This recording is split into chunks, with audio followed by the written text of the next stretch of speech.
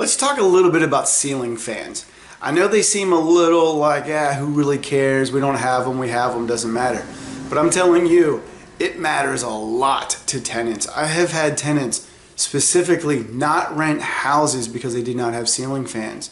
It seems odd, but some people love ceiling fans. I personally don't like them, but you know what? When it comes to my rental properties, my personal taste is irrelevant. Tenants love them.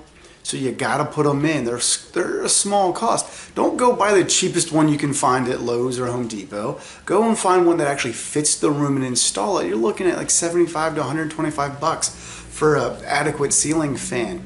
And make sure you have a built-in light included in there. So you get a lot of return for your investment on there. You can't charge more in rent for them, but you do add a lot of appeal, and you're gonna get that back in the long run.